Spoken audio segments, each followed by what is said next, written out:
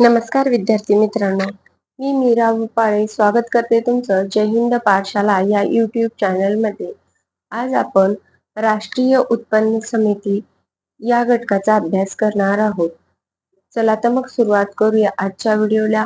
आजच्या व्हिडिओमध्ये आपण राष्ट्रीय उत्पन्नाची सुरुवात कशी झाली, त्यानंतर वेगवेगळ्या संकल्पना ज्यामध्ये जीडीपी, जीएनपी, ग्रीन जीडीपी, त्याचबरोबर राष्ट्रीय उत्पन्न समिती याबद्दल माहिती घेणार आहोत.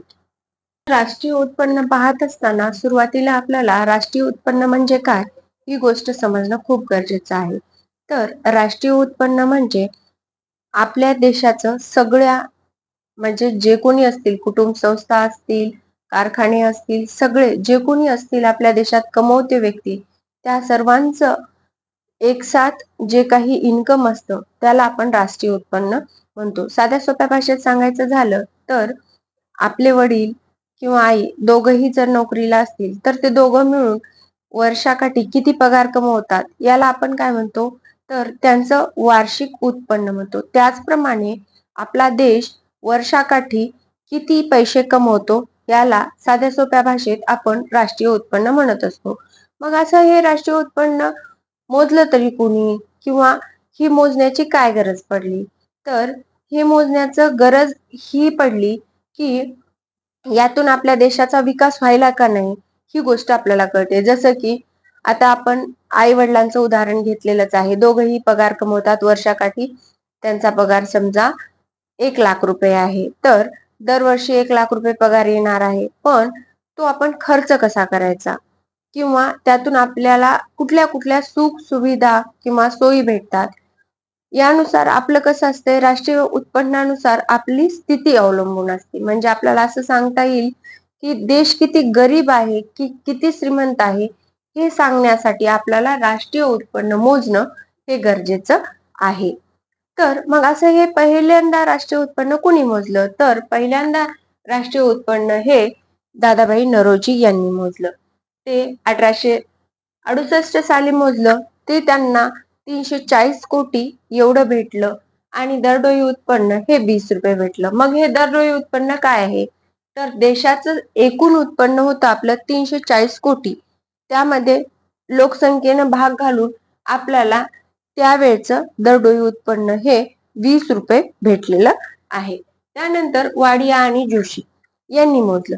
मग यांना किती भेटलं, त्यांनी 1913-14 या कालखंडात राष्ट्रीय उत्पन्न मोजलं आणि त्यांना भेटलं 1,067 कोटी रुपये इतकं देशाचं पूर्ण उत्पन्न. मग दरडोई उत्पन्न किती भेटलं, तर 44 रुपये 30 पैसे एवढं दरडोई उत्पन्न भेटलं.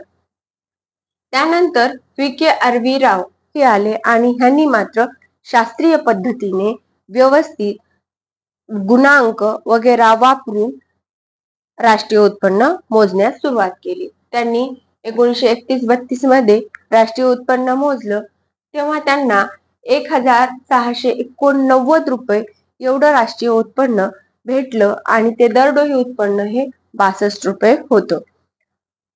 आपल्याला यावरून आपला देश श्रीमंत होताना दिसतोय हे लक्षात आलं. त्याचबरोबर दरडोई उत्पन्न वाढताना हे लक्षात आलं. या गोष्टीवरूनच आपल्याला राष्ट्रीय उत्पन्न मोजण्याची गरज का आहे हे लक्षात येतं. म्हणजे जर आपण पत्राच्या घरात राहत असो तर आपण स्लॅबच्या घरात जाणं हे महत्वाचं आपल्याला वाटत असतं. त्याचप्रमाणे आपला देश प्रगती कशी करत आहे यासाठी आपण राष्ट्रीय उत्पन्न मोजत असतो. यामध्ये मूळ संकल्पना असतात जीडीपी. जीडीपी म्हणजे काय, तर ग्रॉस डोमेस्टिक प्रोडक्ट. म्हणजे काय आपल्याला सांगता येईल की जीडीपी म्हणजे एका वर्षात देशांतर्गत म्हणजे देशाच्या सीमा तेवढ्या मॅटर करतात जीडीपी मध्ये. एका वर्षात देशांतर्गत ज्या काही वस्तू आणि सेवा उत्पन्न होतात त्यांचं मोजमाप म्हणजे राष्ट्रीय उत्पन्न जीडीपी प्रमाणे होय. आणि मग जीएनपी म्हणजे काय, तर जीएनपी मध्ये आपल्याला नागरिक ही संकल्पना लक्षात घ्यावी लागेल. नागरिक म्हटलं की ते आपल्या देशात काम करो की बाहेरल्या देशात काम करो. आता आपल्या बाहेरल्या देशात सुद्धा काही नागरिक राहतात, ते तिथं कमवतात. ते कमवणं हे काय झालं, त्यांचं उत्पन्न झालं, पण ते आपल्या देशातच पाठवणार आहेत ना, त्यामुळं काय झालं, ते GNP मध्ये गणलं जातं. आपल्याला दोन गोष्टी जीडीपी आणि GNP मध्ये खूप महत्वाच्या आहेत, जे म्हणजे जीडीपी म्हणजे देशांतर्गत सीमा, म्हणजे आपल्या देशाच्या ज्या काही सीमा आहेत, ही अंतर्गत म्हणजे मध्यभागी, देशाच्या मध्ये, या गोष्टी लक्षात ठेवायच्या. देशांतर्गत म्हटलं की जीडीपी येणार, आणि देशाच्या नागरिकांनी कमवलेलं उत्पन्न म्हटलं की GNP येणार. आता ह्या संकल्पना अधिक स्पष्ट आपण पाहूया. आता राष्ट्रीय उत्पन्न मोजण्यासाठी स्थूल देशांतर्गत उत्पन्न, ज्याला आपण जीडीपी म्हणतो. आता हा ढोबळमानाने मी एक नकाशा काढलेला आहे, पण हा तुम्ही भारत समजून घ्या. स्थूल देशांतर्गत उत्पन्न म्हणजे जीडीपी मोजण्यासाठी काय काय लागतं, तर एका वर्षाच्या आत आपलं राष्ट्रीय उत्पन्न मोजण्याचं आर्थिक वर्ष किती आहे, तर 1 एप्रिल ते 31 मार्च, या एका वर्षाच्या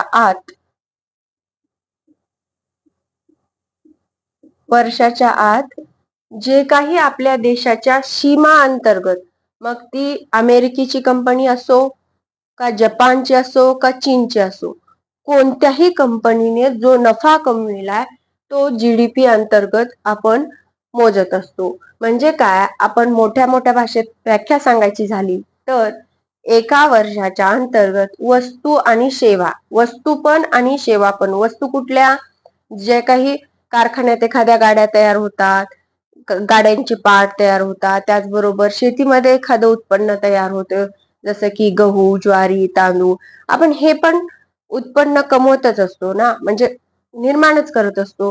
म्हणजे काय, तर एका आर्थिक वर्षात वस्तू आणि सेवा यांच्या उत्पादनातील जो काही देशाच्या सीमेच्या अंतर्गत जे काही उत्पन्न होईल त्याला आपण काय म्हणतो, जीडीपी म्हणतो.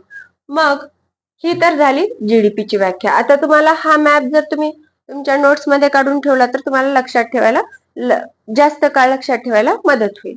त्यानंतर जीएनपी. आता हे माझी ड्रॉइंग चांगली नाहीये, पण हे नागरिक आहेत देशाचे, आपल्या भारतीय देशाचे नागरिक. जीएनपी म्हणजे आपल्या देशातील नागरिकांनी कमवलेलं उत्पन्न, ज्या गोष्टीमध्ये आपण मोजतो, ज्या गोष्टीमध्ये म्हणण्यापेक्षा आपण असं सांगू शकतो की साध्या सोप्या भाषेत, देशातील नागरिकाने एका आर्थिक वर्षात कमवलेलं उत्पन्न हे आपण जीएनपी मध्ये मोजत असतो. त्याला आपण जीएनपी किंवा स्थूल राष्ट्रीय उत्पन्न म्हणतो.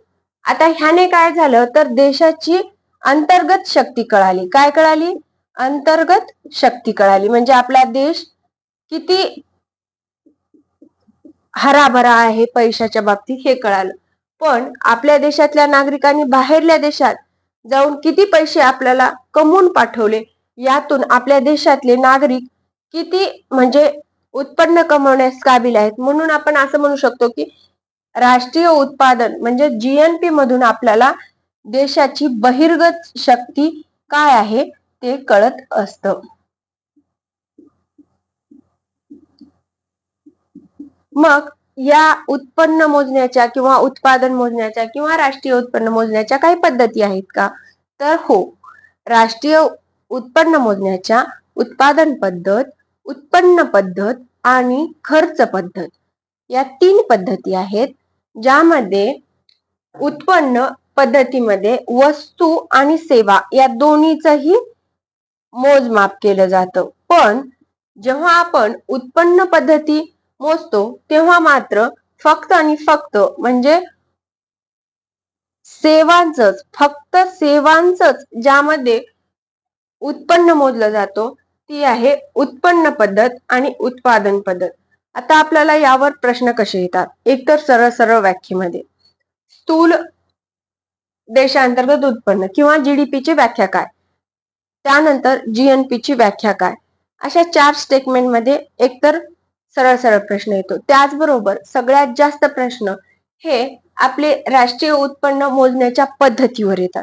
आपल्या राष्ट्रीय उत्पन्न मोजण्याच्या पद्धती किती? 3. पण राष्ट्रीय उत्पन्न समिती आपण जे की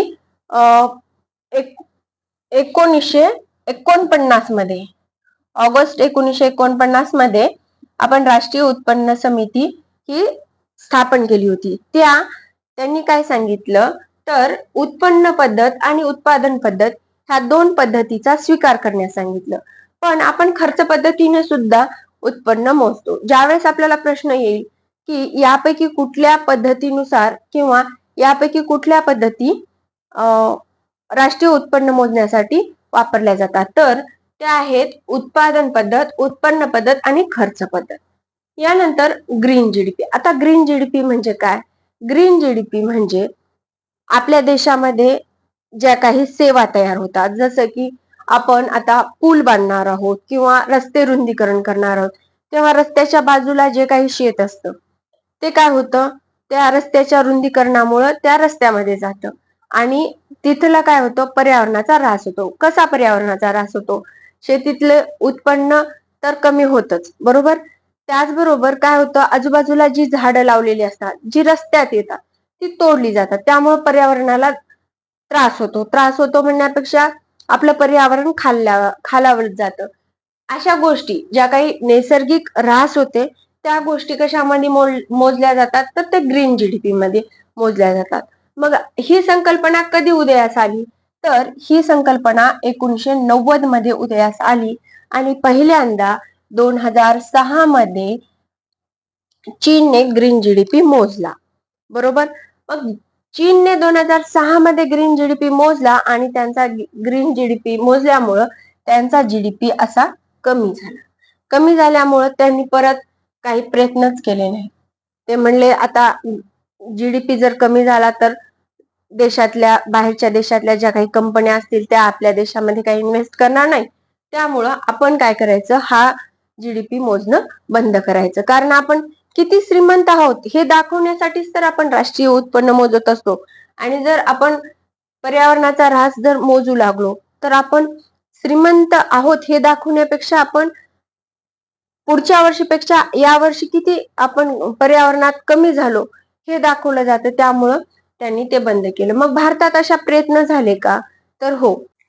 आपल्या भारतामध्ये पार्थ दास गुप्ता नावाची समिती, पार्थ दास गुप्ता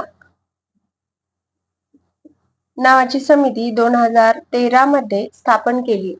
पण नंतर आपणही ग्रीन जीडीपी कमी भरेल या भीतीपोटी आपण यामध्ये काहीच पुढाकार घेतला नाही. मग आता तर हे झाल्या जीडीपी, जीएनपी, ग्रीन जीडीपी.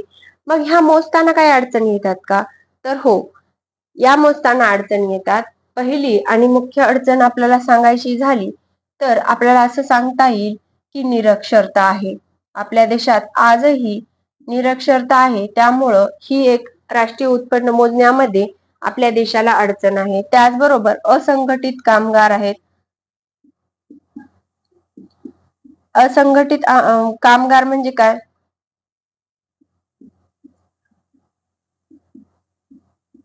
तर असंघटित कामगार म्हणजे जे काही आपले फेरीवाले वगैरे असतात, तर ते फेरीवाले वगैरे काय करतात, तर त्यांचं राष्ट्रीय उत्पन्न हे मोजल्या जात नाही.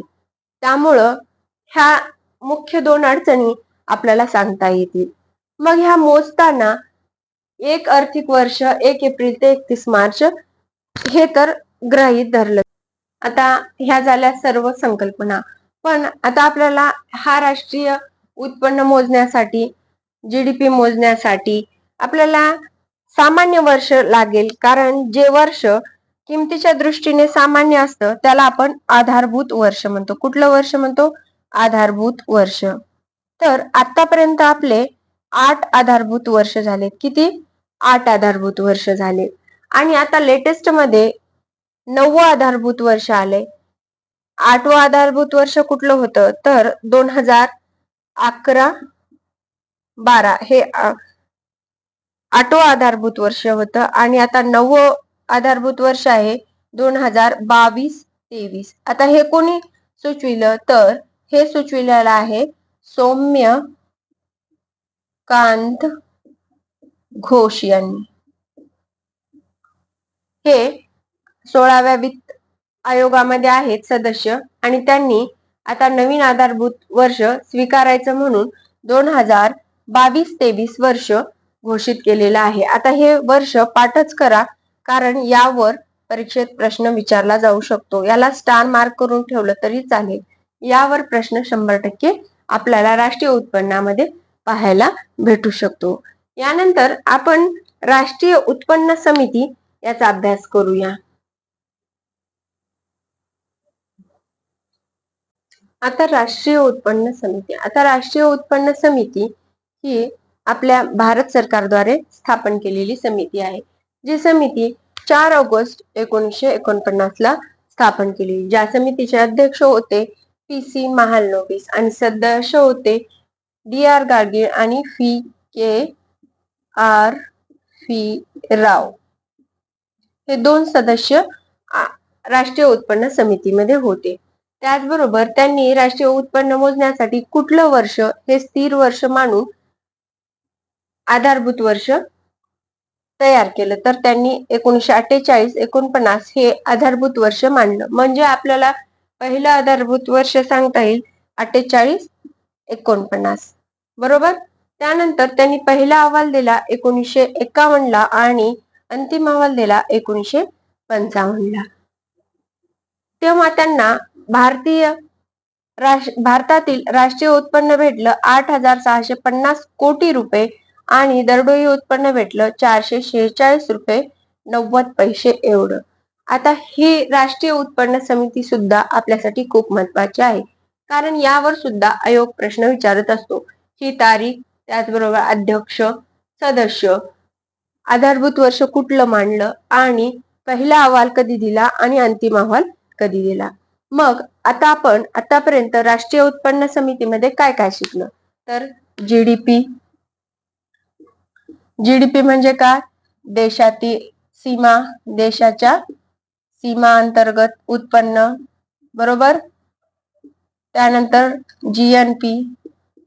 जीएनपी म्हणजे काय, तर नागरिकांनी कमवलेलं उत्पन्न. त्यानंतर ग्रीन जीडीपी म्हणजे काय,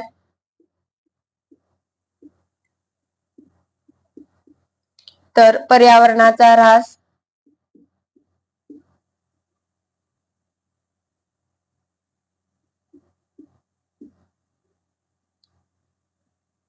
त्यानंतर ग्रीन जीडीपी कोणी पहिला मोजला, तर चीननं. कितीला मोजला, तर 2006 ला. उदयाला कधी आली ग्रीन जीडीपीची संकल्पना, तर ती 1990 मध्ये. आपल्या देशात कुठली समिती आहे, तर ती आहे पारदास गुप्ता. ती कधी आली, तर ती आली 2013 ला.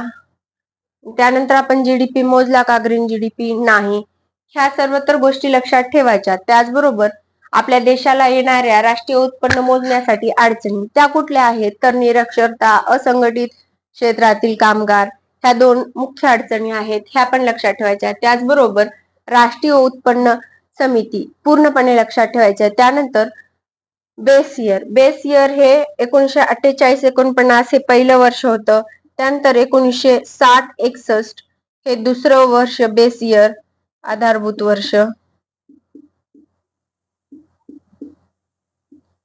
त्यानंतर 60-61 झाल्यानंतर आपल्याला 1970-71 हे आधारभूत वर्ष झालं.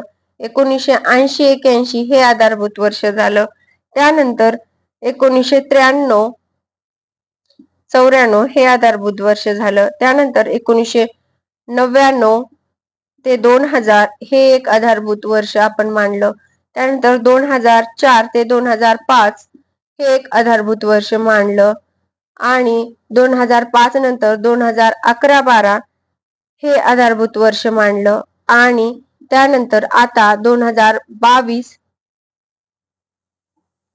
आणि 23 हे आधारभूत वर्ष आपण सौम्यकांत दास